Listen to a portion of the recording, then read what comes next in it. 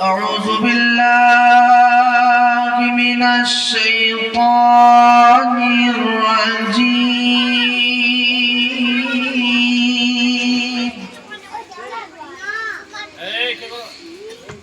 بسم الله الرحمن الرحيم.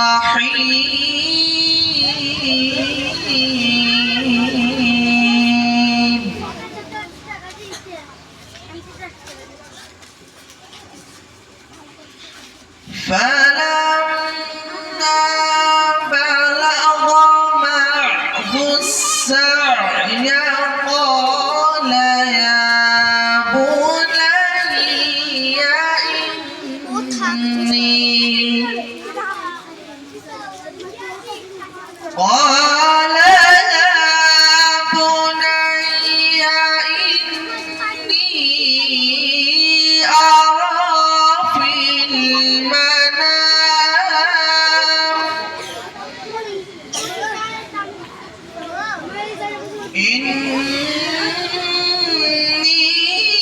إني أرى في المنام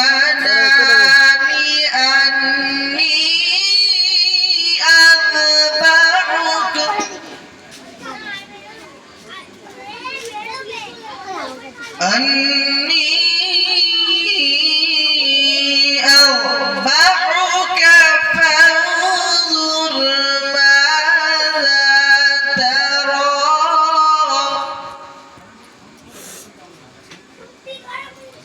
قال يا أبت افعل ما تؤمر ستجدني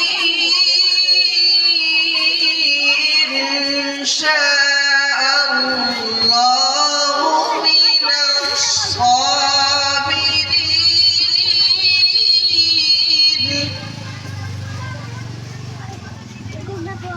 فلما أسلما وتله للجبين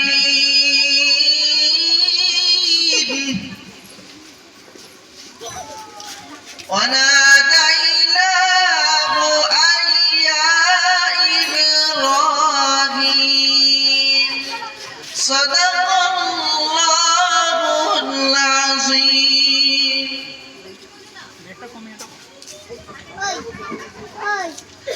الحمد لله نحمده ونستعينه ونستغفره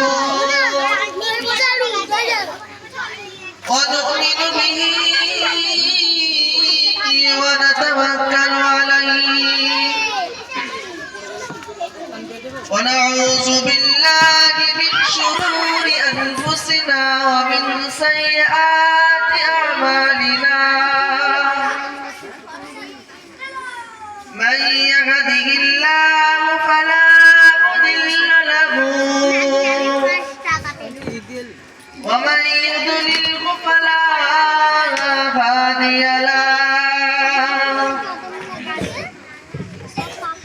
ونشهد أن لا إله إلا الله وحده لا شريك له. ونشهد أن سيدنا وحبيبنا ومولانا محمدا عبده ورسوله. أما بعد فيا أيها الغازلون رحمنا ورحمكم الله.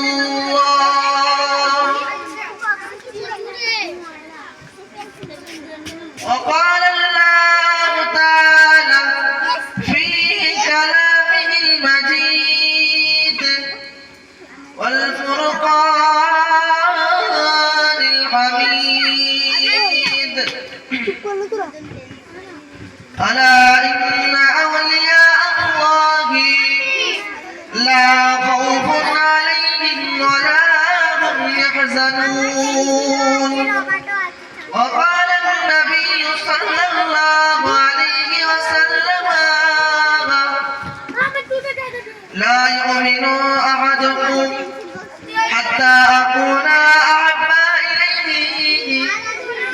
بوالده وولده والناس أجمعين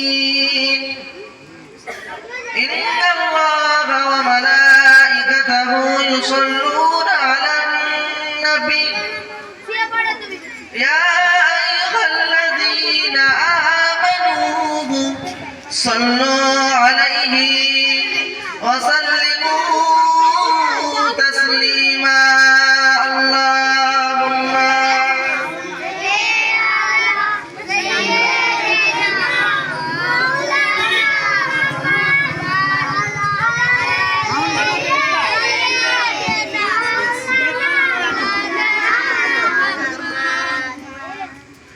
اللهم صل على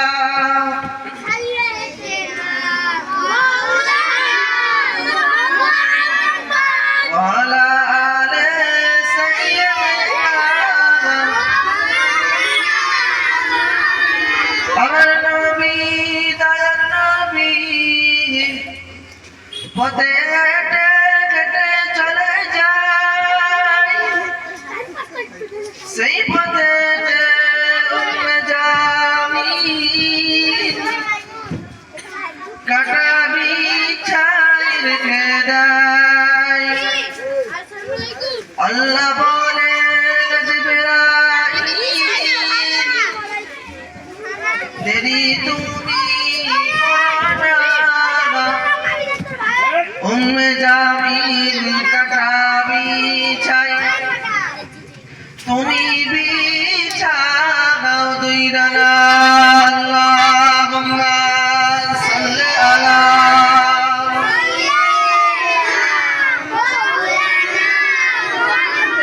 وعلى آل سيدنا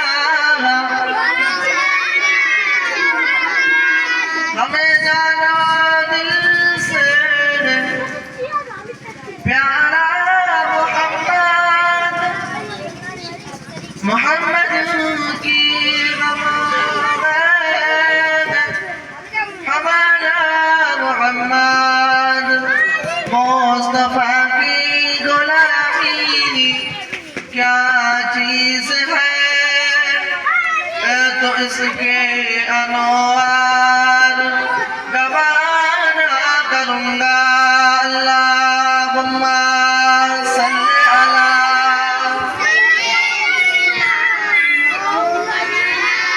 وعلى آل سيدنا प्यारा हाज़िर आले मजलिस उपस्थित हफ़ाज़े किराम उलमाए किराम सामने বসে থাকা স্নেহের ছোট ছোট কচি বাচ্চারা জোয়ান যুবক ভাইয়েরা মুরব্বিয়ান বাপেরা পর্দার আড়ালে স্নেহা গর্ভধারণী জনম দুঃখিনী মা ও বোনেরা ঈশার নামাজ আদায় করে এরকম একটা মোতাবারক মাহফিলে আমার আল্লাহ পাক রব্বুল আলামিন আমাদের সকলকে এই ফিতনার জামানা থেকে সরিয়ে নিয়ে এমন একটা মাহফিলে বসার তৌফিক দান করেছে সেজন্য মহান আল্লাহ পাক রব্বুল আলামিনের দরবারে সকলে একবার শুকরিয়া আদায় করি সকলে বলি আলহামদুলিল্লাহ জোরে বলেন আলহামদুলিল্লাহ যাকে সৃষ্টি না করলে আল্লাহ পাক রব্বুল আলামিন কুল কায়নাতকে কিছুই সৃষ্টি করতেন না জেনার ওসিলায় আল্লাহ পাক রব্বুল আলামিন আমাদের দুনিয়াতে তিনি প্রবেশ করিয়েছেন সেই হুজুরের দরবারে সকলে একবার সালাম পাঠাই সকলে বলি সাল্লাল্লাহু আলাইহি ওয়াসাল্লাম এই নবী দিবসের মাহফিল নবীর শানে ওয়াজ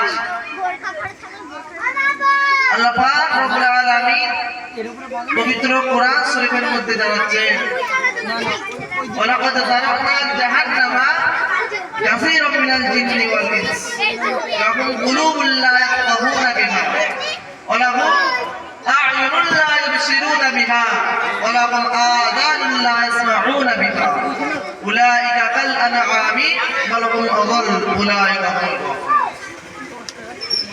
আল্লাহ পাক রব্বুল আলামিন পবিত্র কোরআন শরীফের মধ্যে জানাচ্ছেন ওয়ালাকাদ যারানা লিজাহান্নামা কাসীরাম মিনাল জিন্নি ওয়াল ইনস, আমি মানুষকে আর জিন জাতিকে সৃষ্টি করেছি জাহান্নামের খোরাক হিসাবে। আল্লাহ পাক কি বললেন? আমি মানুষ এবং জিন জাতিকে সৃষ্টি করেছি জাহান্নামের খোরাক হিসাবে। এই প্রশ্ন হবে আল্লাহ পাক কেন জাহান্নামের খোরাক হিসাবে বানালেন? আল্লাহ তারপরে বলেছেন লাম কুলুবুল লা ইয়াফকাহুনা বিহা, আমি আল্লাহ তোদেরকে অন্তর দিয়েছি, তোদেরকে অন্তর দিয়েছি।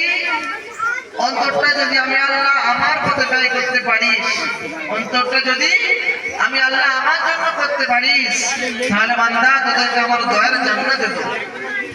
আর অন্তরটা যদি খারাপ কাজে ব্যয় করিস, অন্তরের মধ্যে যদি হিংসা অহংকার তাকব্বুরি অন্তরের মধ্যে ভর্তি করে রেখে দিস, তাহলে মনে রাখিস বান্দা আমি তোদেরকে জাহান্নামের খোরাক হিসাবে বানিয়েছি। অন্তর দিয়েছে আল্লাহ কিসের জন্য? আল্লাহর পথে বিলীন করার জন্য। অন্তরটা সরাসরি আল্লাহ পাক রব্বুল আলামিনের সঙ্গে কানেক্ট করার জন্য দিয়েছে, খারাপ কাজে ব্যয় করার জন্য নয়। আল্লাহ পাক রব্বুল আলামিন তারপরে বললেন ওয়ালাহুম আ'য়ুনুন লা ইবসিরুনা বিহা, আমি আল্লাহ তোদেরকে দুটো চোখ দিয়েছি, তোদেরকে তোর নিয়ামতি চোখ দিয়েছি। ওই চোখটা যদি আমি আল্লাহ আমার জন্য দিতে পারি, চোখটা যদি আমার পথে ব্যয় করতে পারিস, আমার রাস্তায় ব্যয় করতে পারিস, মনে রাখিস বান্দা তোদেরকে আমার দয়ার জান্নাত দেব। আর চোখটা যদি খারাপ কাজে ব্যয় করিস, চোখটা যদি জেনাবা বিচারের দিকে ব্যয় করে দিস, চোখটা যদি আমি আল্লাহ আমার পথে ব্যয় না করে অন্য পথে যদি ব্যয় করিস, তাহলে মনে রাখিস বান্দা তোদেরকে জাহান্নামের খোরাক হিসাবে বানিয়েছি। আল্লাহ বললেন তোদেরকে জাহান্নামের খোরাক হিসেবে বানিয়েছি। চোখটা যদি আমার পথে ব্যয় না করতে পারিস, তোরা জাহান্নামের খোরাক হয়ে যাবে। ওয়ালাহুম আযাবুন লা ইয়াসমাউনা বিহা, আল্লাহ পাক তারপরে বলছে তোদেরকে দুটো কান দিয়েছি। ওই কানটা যদি আমি আল্লাহ আমার পথে ব্যয় করতে পারিস, কানটা দিয়ে তোরা ভালো কাজ করিস, কানটা যদি আমি আল্লাহ আমার কালামুল্লাহ শরীফ থেকে তেলাওয়াত করা শুনিস, কানটা যদি আমার রাস্তায় যদি ব্যয় করে দিস, তাহলে তোদেরকে আমি আমার জান্নাতে দেব। আর কানটা যদি খারাপ কথা ব্যয় করিস, কানটা যদি গীবতের কাজে ব্যয় করিস, কানটা যদি কোনো নোংরা কাজে ব্যয় করিস, তাহলে মনে রাখিস বান্দা আমি তোদেরকে জাহান্নামের খোরাক হিসাবে বানিয়েছি। উলাইকা কাল আনআম, আল্লাহ তারপরে বলছেন উলাইকা কাল আনআম, ওই সমস্ত লোকেরা হলো চতুষ্পদ জন্তুর জানোয়ার। বাল হুম আযাল, বরং তার থেকেও নিকৃষ্ট। তাহলে আমার আল্লাহ পাক রব্বুল আলামিন আমাদেরকে অন্তর দিয়েছে, দুটো চোখ দিয়েছে, দুটো কান দিয়েছে। আমরা কিন্তু আমার আল্লাহ পাকের পথে ব্যয় করি, আমরা আল্লাহ পাকের পথে ব্যয় না করে খারাপ পথের দিকে ব্যয় করছি। আল্লাহ পাক রব্বুল আলামিন বললেন উলাইকা হুমুল গাফিলুন, ওই সমস্ত বান্দারাই ক্ষতিগ্রস্ত হয়ে যাবে। উলাইকা হুমুল গাফিলুন, যাদের অন্তর দিয়েছে আল্লাহ, অন্তরটাকে আল্লাহর পথে ব্যয় করে নে। যাদের চোখ দিয়েছে আল্লাহ, চোখটাকে আল্লাহর পথে ব্যয় করে নে। যাদের দুটো কান দিয়েছে, তারা কানটা আল্লাহর পথে ব্যয় করে নে। তারা কারা? উলাইকা হুমুল গাফিলুন, তারাই হচ্ছে ক্ষতিগ্রস্ত। আমার আপনার নবী বিশ্ব নবী রাহমাতুল লিল আলামিন হুজুর আকরাম সাল্লাল্লাহু আলাইহি ওয়াসাল্লাম মসজিদে নববী শরীফের মধ্যে বসে আছেন। এমন সময় ফজরের নামাজ আদায় করে আমার আপনার নবী মসজিদে নববী শরীফের মধ্যে বসে আছেন। এমন সময় এক মহিলা সাহাবিয়া আমার রাসূলুল্লাহর কাছে এসে জিজ্ঞাসা করছেন, ইয়া রাসূলুল্লাহ, হাবিবাল্লাহ, আপনি তো প্রত্যেকদিন ফজরের নামাজ পড়ে কে কি স্বপ্ন দেখেছে সেই স্বপ্নের তাবির আপনি বলে দেন। হুজুর বিয়াদবি মাফ করবেন, আজকে একটা স্বপ্নের তাবির জিজ্ঞাসা করার জন্য আপনার কাছে এসেছি। আমার রাসূলুল্লাহ হাবিবুল্লাহ বলছে, মা তুমি কি স্বপ্ন দেখেছো? ওই সময়তে মহিলাটা বলতে গেছেন, ইয়া রাসূলুল্লাহ হাবিবাল্লাহ, গতকাল রাত্রে আমি যখন শুয়েছিলাম, শুয়ে থাকা অবস্থায় দেখলাম একটা মৌমাছি উঠতে উঠতে উঠতে উঠতে হঠাৎ করে আমার কোলে এসে ইন্তেকাল করে গেল, মারা গেল। ইয়া রাসূলুল্লাহ, হঠাৎ করে আমি এই স্বপ্নটা কেন দেখলাম, আপনি আমাকে বলে দিন। আমার রাসূলুল্লাহ হাবিবুল্লাহ বলতে লেগেছেন, মা, তোমার স্বামী এখন কোন জায়গায় অবস্থান করছে, তোমার স্বামী এখন কোন জায়গায় আছে? মহিলাটা বলতে লেগেছেন, ইয়া রাসূলুল্লাহ হাবিবাল্লাহ, আমার সাহাবী এখন যুদ্ধের ময়দানে আছে। আমার সাহাবী যুদ্ধের ময়দানে আছে। রাসূলুল্লাহ বললেন, মা, তুমি কষ্ট পেও না, তোমার স্বামী যুদ্ধের ময়দানে শহীদ হয়ে গেছে, যুদ্ধের ময়দানে শহীদ হয়ে গেছে। মহিলাটা কাঁদতে কাঁদতে কাঁদতে কাঁদতে চলে আসছে। আস্তে আস্তে সিদ্দিক আকবর আবু বকর হুজুরের সঙ্গে দেখা হয়ে গেল। আবু বকর হুজুরের সঙ্গে দেখা হয়ে যাবার পরেতে আবু বকর সিদ্দিক রাদিয়াল্লাহু তাআলা আনহু জিজ্ঞাসা করলেন, ও বুড়িমা, আপনি কাঁদছেন কেন, আপনার কি হয়েছে? ওই সময়তে বুড়িমাটা বলতে লেগেছে, হুজুর, গতকাল রাত্রে আমি একটা স্বপ্ন দেখলাম। স্বপ্নটা হলো একটা মৌমাছি উঠতে উঠতে হঠাৎ করে আমার কোলে এসে ইন্তেকাল করে গেল, মারা গেল। রাসূলুল্লাহর কাছে মহিলাটা এসেছিল, মহিলাটা বললেন না যে আমি রাসূলুল্লাহর কাছে গিয়েছিলাম, হঠাৎ করে জিজ্ঞাসা করেছে, বলে দিয়েছে। আবু বকর সিদ্দিক রাদিয়াল্লাহু তাআলা বলতে লেগেছে, একই প্রশ্ন করল, মা, আপনার স্বামী এখন কোন জায়গায় আছে? ওই সময় তো মহিলাটা বললেন জিহাদের ময়দানে আছে। আবু বকর হুজুর বলতে গেছেন, মা, আপনি কাঁদবেন না, আপনি চিন্তা করবেন না, আপনার স্বামী গতকাল রাত্রে আপনার কাছে গাজী হয়ে ফিরে আসবে। জোরে বলুন না সুবহানাল্লাহ। গাজী হয়ে আপনার কাছে ফিরে আসবে। মহিলাটা শুনে মনে খুব আনন্দ নিয়ে বাড়ি চলে গেল। বাড়ি চলে যাবার পরে হঠাৎ করে যখন গভীর রাত্রে দেখলেন বাড়িতে ঠক ঠক করে আওয়াজ হচ্ছে। মহিলা যখন দরজা খুললেন, খোলার সঙ্গে সঙ্গে দেখতে পেলেন তার স্বামী ঘরেতে উপস্থিত হয়ে গেছে। জোরে বলুন সুবহানাল্লাহ। এমনটা বোঝার আছে, রাসূলুল্লাহ বললেন, তোমার স্বামী জিহাদের ময়দানে শহীদ হয়ে গেছে। আর আবু বকর সিদ্দিক হুজুর বললেন, আপনার স্বামী গাজী হয়ে আপনার দরবারে ফিরে আসবে। মহিলাটা দেখার সঙ্গে সঙ্গে অবাক হয়ে গেল যে রাসূলুল্লাহ বললেন আমার স্বামী শহীদ হয়ে গেছে, আর তেনার সাহাবী আবু বকর সিদ্দিক হুজুর বললেন যে তোমার স্বামী গাজী হয়ে তোমার কাছে ফিরে আসবে, কি ব্যাপার? মহিলাটা ওই সময়তে ফজরের নামাজ আদায় করলে স্বামী আসলেন, আসার পরেতে স্বামীকে বিছানা পেতে দিলেন বিশ্রাম করার জন্য। ওই সময়তে মহিলাটা ফজরের নামাজ আদায় করে আমার রাসূলুল্লাহ হাবিবুল্লাহ দরবারে চলে গেলেন। রাসূলের দরবারে প্রবেশ করার পূর্বে আমার রাসূলুল্লাহ জিজ্ঞাসা করলেন, মা, তোমার স্বামী গতকাল রাতে ফিরে এসেছে কেন, এই প্রশ্ন তুমি আমাকে করবে তো? মহিলাটা বললেন, ইয়া রাসূলুল্লাহ হাবিবাল্লাহ, আপনি কি করে জানলেন? আপনি কালকে বললেন আমার স্বামী গতকাল জিহাদের ময়দানে শহীদ হয়ে গেছে, আর আপনার সাহাবী আবু বকর সিদ্দিক বললেন যে গাজী হয়ে ফিরে আসবে, হুজুর কি ব্যাপার?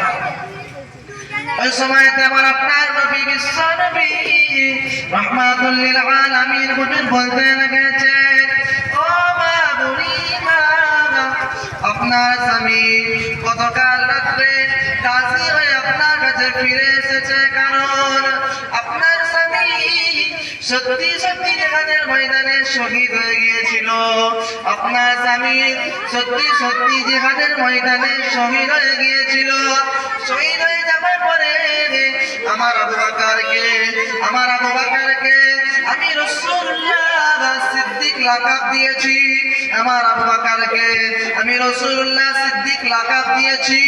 সেই সিদ্দিক লাকাবটা যদি ব্যথা হয়ে যায়, সিদ্দিক লাকাবটা যদি বেকার হয়ে যায়, সেই জন্য আমার আবু বকরের সিদ্দিক লাকাবের ওসিলা করে, আমার আবু বকরের নামে ওসিলা করে আপনার স্বামীকে জিহাদের ময়দান থেকে শহীদ অবস্থায় আপনার বাড়িতে গাজী করে ফিরিয়ে এনেছে। বলুন না সুবহানাল্লাহ। হযরতে আবু বকর সিদ্দিক রাদিয়াল্লাহু তাআলা আনহু বলেছে যে আপনার স্বামী গাজী হয়ে ফিরে আসবে। আমার রাসূলুল্লাহ হাবিবুল্লাহ তিনি নিজে আমার আবু বকর হুজুরকে সিদ্দিক লাকাব দিয়েছিলেন। সেই সিদ্দিক লাকাবের ওসিলা করে, সিদ্দিক মানে সত্যবাদী, সেই সত্যবাদী ওসিলা করে আমার আল্লাহ পাক রব্বুল আলামিন শহীদওয়ালা স্বামীকে জীবিত করে দিলেন। আমার আপনার নবী বিশ্ব নবী রাহমাতুল লিল আলামিন হুজুর আকরাম সাল্লাল্লাহু আলাইহি ওয়াসাল্লাম বললেন, মান আহাব্বা সুন্নতি ফাকাদ আহাব্বানি ওয়া মান আহাব্বানি কানা মাই ফিল জান্নাহ।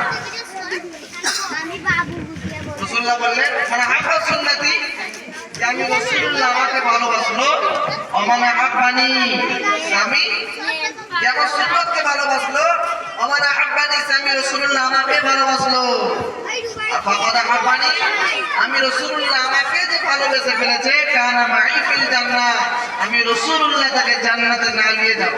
যারা বলুন সুবহানাল্লাহ। আমার আপনার নবী বিশ্ব নবী রাহমাতুল লিল আলামিন হুজুর আমার মদিনা শরীফে নবী শরীফের মধ্যে বসে বসে ওয়াজ নসিহত করছেন।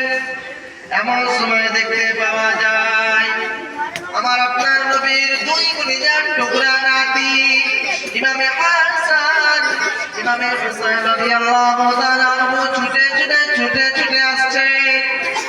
ওই সময়তে ছুটে আসার পরেতে দূর থেকে বলতে লেগেছেন, ও নানা জান আপনি ওয়াজ বন্ধ করুন, আপনারা দুই ভাই মিলে আপনাকে তিনটা প্রশ্ন করতে চাই, আপনি যদি তিনটা প্রশ্নের উত্তর সঠিকভাবে দিয়ে দেন তাহলে আপনি আপনার সাহাবাদেরকে নিয়ে আপনি ওয়াজ নসিহত করবেন। রাসূলুল্লাহ মসজিদ নববী শরীফের মধ্যে বসে বসে ওয়াজ করছে, সমস্ত সাহাবারা সামনে বসে আছে। হযরত ইমাম হাসান হুসাইন রাদিয়াল্লাহু তাআলা পিছন থেকে ছুটে আসছে। তখন ছোট ছিল, নানা জান ওয়াজ বন্ধ করুন, ওয়াজ বন্ধ করুন, আপনাকে তিনটা প্রশ্ন করব, তিনটা প্রশ্নের উত্তর যদি আপনি সঠিকভাবে দিয়ে দিতে পারেন তাহলে আপনি আবার আপনার সাহাবাদের ওয়াজ করবেন। আমার রাসূলুল্লাহ হাবিবুল্লাহ বললে, ও সাহাবারা তোমরা সব বসে যাও। দুই কলিজার টুকরা নাতি ইমাম হাসান হুজুর হুসাইন হুজুর আমার রাসূলের কাছে এসে বসলেন। অল্প সময় সঙ্গে রাসূলের কাছে এসে বসলেন। বসার পরেতে বললেন, ইয়া রাসূলুল্লাহ হাবিবাল্লাহ হুজুর আপনাকে তিনটা প্রশ্ন করতে চাই, কিন্তু কথা হবে আপনার সঙ্গে আমার সঙ্গে, কিন্তু আপনার চেলা চানটা আপনার সাহাবীরা বসে আছে, ওরা কেউ একটা কথা না বলে, কথা হবে আপনার সঙ্গে আমার সঙ্গে। আপনার যে চেলা চানটা বসে আছে আপনার সাহাবারা একটা না কেউ কথা বলে। আমার রাসূলুল্লাহ বললেন, ও সাহাবারা তোমরা সব চুপ করে বসে থাকো। ইমাম হাসান হুসাইন রাদিয়াল্লাহু তাআলা আনহু বড় ভাই ইমাম হাসান রাদিয়াল্লাহু তাআলা আনহু বলতে লেগেছেন, নানা জান আপনি বলুন আপনার আব্বাজানের নাম কি? হযরত হাসান রাদিয়াল্লাহু তাআলা আনহু বললেন, নানা জান আপনার প্রথম প্রশ্ন হলো আপনি বলুন আপনার আম্মাজানের নাম কি, আপনার আম্মাজানকে কতজন চেনে, আর আপনার আম্মাজান জান্নাতি কি জাহান্নামী আপনি বলুন। আমার রাসূলুল্লাহ হাবিবুল্লাহ বলতে লেগেছেন, ও নানু ভাই আমার আম্মাজানের নাম হলো আমিনা। আমার আম্মাজানকে দুনিয়ার কটা মানুষ চেনে আমি রাসূলুল্লাহ বলতে পারবো না। আমার আম্মাজানকে দুনিয়ার কটা মানুষ চেনে আমি রাসূলুল্লাহ বলতে পারবো না। আমার আম্মাজান জান্নাতি কি জাহান্নামী আমি রাসূলুল্লাহ বলতে পারবো না। রাসূলুল্লাহ বললেন, আমার আম্মাজান জান্নাতি কি জাহান্নামী আমি বলতে পারবো না। ওই সময়তে ইমাম হাসান রাদিয়াল্লাহু তাআলা আনহু বলতে লেগেছেন, ইয়া রাসূলুল্লাহ হাবিবাল্লাহ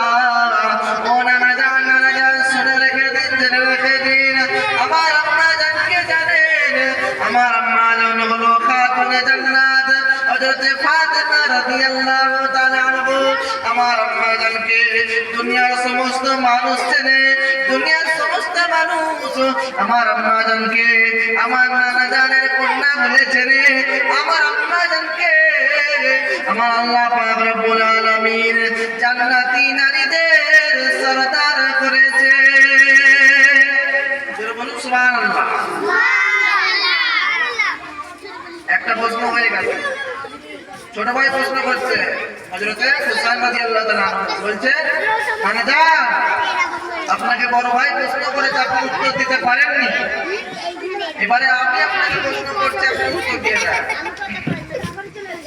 ইমাম হুসাইন হুজুর বলতে লেগেছেন, নানা জান আপনি বলুন আপনার আব্বাজানের নাম কি? আপনার আব্বাজানকে কতজন চেনে? দুনিয়ার কতজন মানুষ আপনার আব্বাজানকে চেনে? আর আপনার আব্বাজান জান্নাতি কি জাহান্নামী আপনি বলুন। ও রাজনেরা মুরব্বিয়ানগণেরা, আমার আপনার নবী বিশ্ব নবী রাহমাতুল লিল আলামিন হুজুর বলতে লেগেছেন, ও নানু ভাই নানু ভাই নানু ভাই, আমার আব্বাজানের নাম হলো আব্দুল্লাহ। আমার আব্বাজানকে দুনিয়ার কত মানুষ চেনে আমি রাসূলুল্লাহ বলতে পারবো না। আমার আব্বাজান জান্নাতি কি জাহান্নামী আমি রাসূলুল্লাহ বলতে পারবো না। বললেন, নানা জান এইবারও আপনি হেরে গেলেন, এইবারও আপনি হেরে গেলেন। কেন? আমার আব্বাজান কে জানে? আমার আব্বাজান হলো শেরে খোদা হযরত আলী রাদিয়াল্লাহু আনহু। আমার আব্বাজানকে দুনিয়ার সমস্ত মানুষ আমার আব্বাজান বলে শুধু চেনে না, আমার আব্বাজানকে দুনিয়ার সমস্ত মানুষ আমার রাসূলুল্লাহ আপনার জামাতা বলে চেনে। জোরে বলুন সুবহানাল্লাহ। আমার আব্বাজানকে দুনিয়াতে থাকাকালীন আমার আল্লাহ পাক রব্বুল আলামিন জান্নাতি সার্টিফিকেট দিয়েছেন। জোরে বলুন সুবহানাল্লাহ। দুটো প্রশ্নের উত্তর আপনি দিতে পারলেন না। আমার বড় ভাই প্রশ্ন করলেন, রাসূলুল্লাহ হাবিবাল্লাহ, ছোট ভাই প্রশ্ন করলে আপনি উত্তর দিতে পারলেন না। এবারে শেষ প্রশ্ন আপনাকে করবো, নানা জান আপনি উত্তর দেবেন। রাসূলুল্লাহ হাবিবুল্লাহ মাথা হ্যাঁ করে বসে আছেন, বারে বারে নানা দিচ্ছে, রাসূলুল্লাহ হাবিবুল্লাহ নানা জান আপনি বলুন। শেষবারের প্রশ্নটা আপনাকে করি। ইমামে হাসান হুজুর বলতে লেগেছেন, রাসূলুল্লাহ হাবিবাল্লাহ আপনার নানা জানের নাম কি? আপনার নানা জানকে কতজন চেনে? আপনার নানা জান জান্নাতি কি জাহান্নামী আপনি বলুন। আবার ঘুরে প্রশ্ন করেন, আপনার নানা জান জান্নাতি কি জাহান্নামী আপনি বলুন। ওই সময় আমার আপনার নবী বিশ্ব নবী রাহমাতুল লিল আলামিন হুজুর বলতে লেগেছেন, ও নানু ভাই নানু ভাই, আমার নানা জানের নাম হলো আব্দুল ওয়াহাব জোহরি। আমার নানা জানকে দুনিয়ার কটা মানুষ চেনে আমি রাসূলুল্লাহ বলতে পারবো না। আমার নানা জান জান্নাতি কি জাহান্নামী আমি রাসূলুল্লাহ বলতে পারবো না। ইমামে হাসান হুজুর বলতে লেগেছেন, ইয়া রাসূলুল্লাহ হাবিবাল্লাহ নানা জান এইবারের মতো আপনি হেরে গেলেন, এইবারের মতো আপনি উত্তর দিতে পারলেন না। আমার নানাকে জানেন? আমার নানা হলো দিন ও দুনিয়ার বাদশা হাবিবুল্লাহ, যাকে সৃষ্টি না করলে আমার আল্লাহ পাক এই কুল কায়নাতকে সৃষ্টি করতেন না। যারা রচনা করে জান্নাত জাহান্নামকে সৃষ্টি করেছেন, যারা রচনা করে আমরা সবাই দুনিয়াতে এসেছি। আমার নানা হলো জান্নাতি, আমার নানা হলো জান্নাতীদের সরদার। ওই সময় ইমামে হাসান হোসেন বলতে লেগেছে, নানা আপনি হেরে গেলেন, আপনাকে তিনটা প্রশ্ন করলাম আপনি হেরে গেলেন। সমস্ত সাহাবারা সামনে বসে আছে, মাথা হ্যাঁ করে বসে আছে। আমার আপনার নবী বিশ্ব নবী রাহমাতুল লিল আলামিন আল্লাহ পাক ওনাকে এত মাকাম দিয়েছেন, এত মর্যাদা দিয়েছেন, বলে বলে বলে বলে সারা রাত চলে যাবে, তুমি বলা শেষ হবে। যাই হোক সংক্ষেপে অল্প সময় দু চার কথা হলো। এখন প্রফেসর ভাই এসে গিয়েছেন, আপনাদের সম্মুখে মূল্যবান তথ্য আলোচনা করবেন। আমি অদম গুণাগার, আপনাদের সম্মুখে যে কথা বলেছি ভুলভ্রান্তি হয়ে গেলে মাফ করে দেবে। এখন আপনাদের সম্মুখে আমার ওস্তাদ আমাদের হাফিজ সাহেব ওয়াজ নসিহত করবেন। আপনারা সকলে চুপচাপ করে বসে যান, জানালা করে এদিক ওদিকে ঘোরাফেরা করছে, সকলে পাক মাহফিলের মধ্যে চলে আসে। এদিক ওদিকে ঘোরাফেরা না করে, অযথা সময় নষ্ট না করে সকলে মাহফিলের মধ্যে চলে আসে। দরুদ পড়ুন আল্লাহুম্মা সাল্লি আলা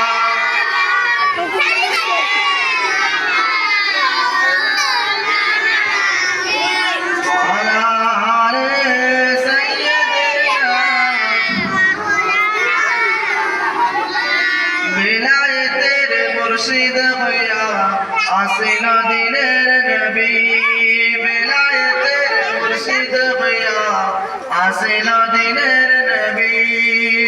রসুলকে না বাসিলে ভালো, খোদাকে কি পাবি,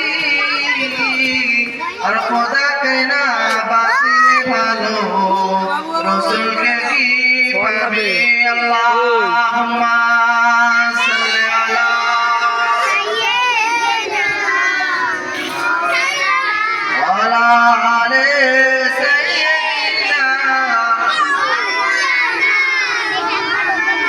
জন্ম দিল মক্কায়, রসুল জন্ম দিল মক্কায়, সেখানে গিয়ে পাই না দেখা, কি দেখতে যাবি সেটাই, কি দেখতে যাবি। আরে মদিনা তারি রওজা আছে, মদিনা তারি রওজা আছে, হায়াত জিন্দা নবী, বেলায়েতের মুর্শিদ হইয়া আসিল দিনের নবী, বেলায়েতের মুর্শিদ হইয়া আসিল দিনের নবী। জাদুকে না বাসিলে ভালো, রসুলকে কি পাবি, আমার রসুলকে না বাসিলে ভালো, খোদাকে কি পাবে। আল্লাহুম্মা সাল্লি আলা